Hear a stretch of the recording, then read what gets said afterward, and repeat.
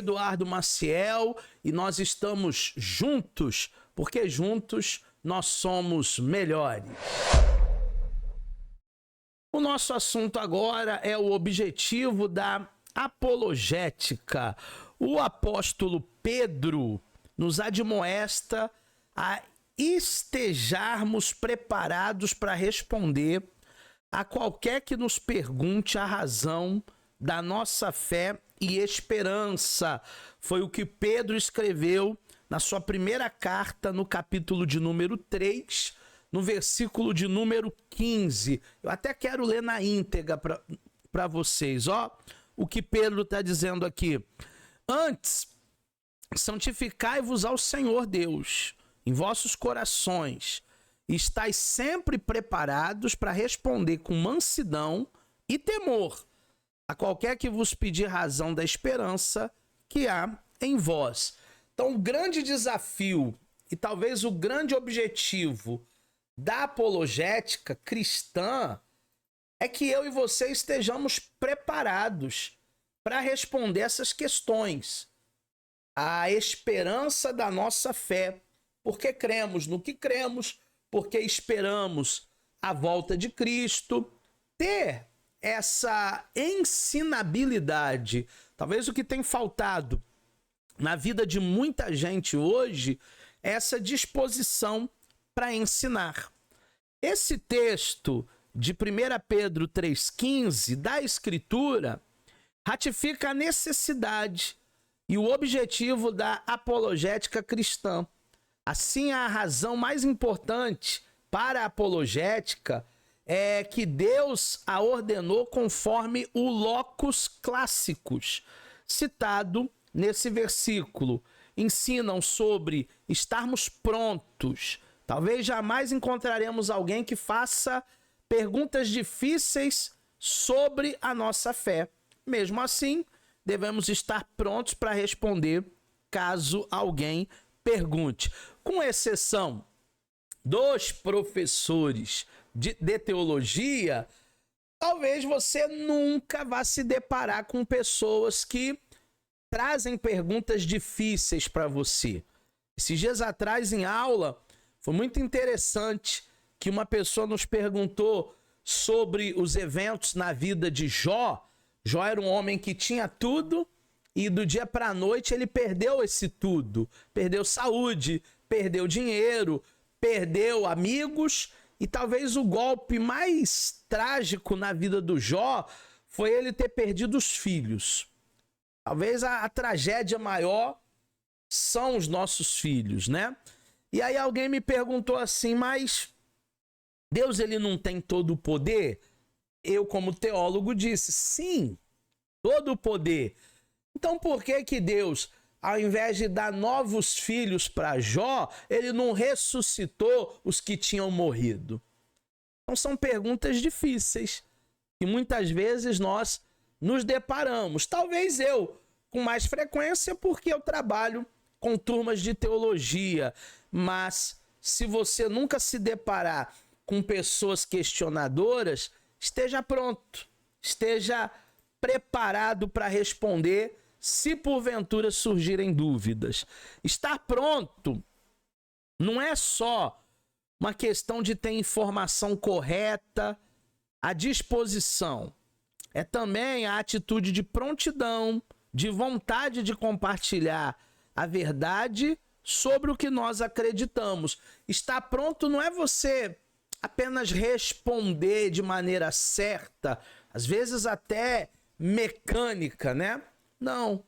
Estar pronto é você, de fato, ter essa disponibilidade, essa ensinabilidade, é você querer aprender, e a melhor maneira de aprender é estudar, é responder, é pesquisar. Eu digo que o professor estuda 2 vezes, porque toda aula que a gente precisa dar, toda aula que eu preciso lecionar, eu preciso estudar bastante aquele tema, né? Eu não vou guardar tudo que eu já estudei na vida aqui. Eu preciso refrescar a memória. Então eu estudo 2 vezes, 3 vezes, 4 vezes.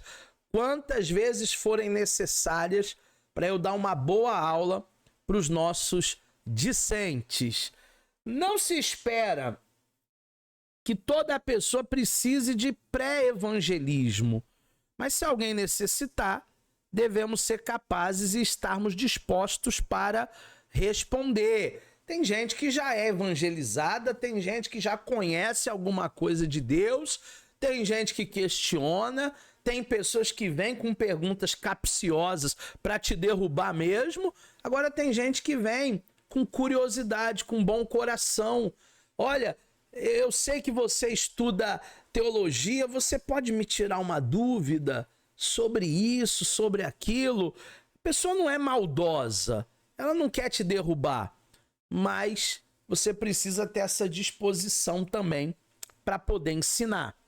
O objetivo da apologética, e para que se alcance esses objetivos da apologética cristã, nós utilizamos as fontes de escritas relacionadas com o cristianismo, que começa com a Bíblia Sagrada, onde nós temos os evangelhos, que é o principal testemunho da revelação divina. Um aluno me perguntou, esses dias atrás, em sala de aula presencial, como ele poderia ser um melhor cristão. Ele quer não ser um cristão nominal, ele quer ser um cristão de fato e de verdade. Professor, como é que eu posso ser um cristão de verdade, um bom cristão?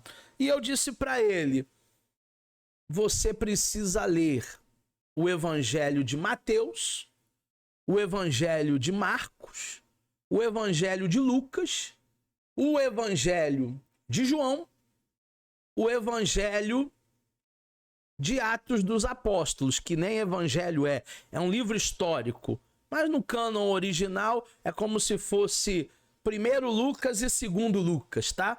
Porque é o mesmo autor. Lucas escreveu Lucas e também Atos para Teófilo.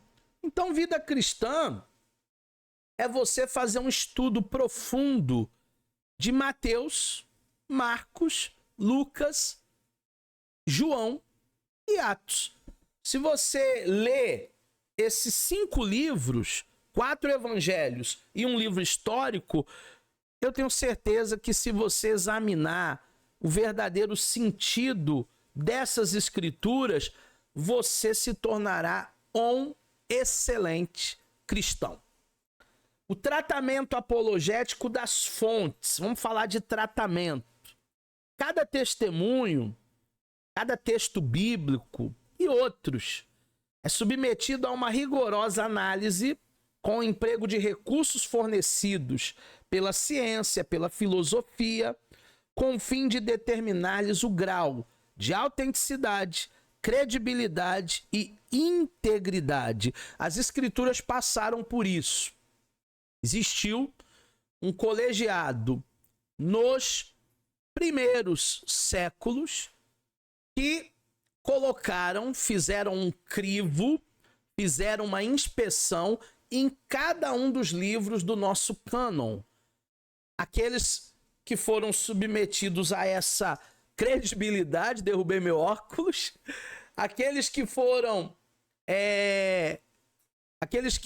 submetidos a essa autenticidade passaram pelo processo de canonização, que são os 66 livros que nós temos na nossa Bíblia hoje protestante, de Gênesis a Malaquias, no Antigo Testamento, de Mateus a Apocalipse, no Novo Testamento.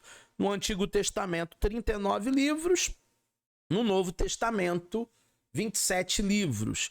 Os livros que passaram por esse colegiado, feito pelos pais da igreja, e foram autenticados por Deus, foram chamados então livros canônicos. Ah, mas a igreja primitiva, ela só consumia esses livros? Obviamente que não.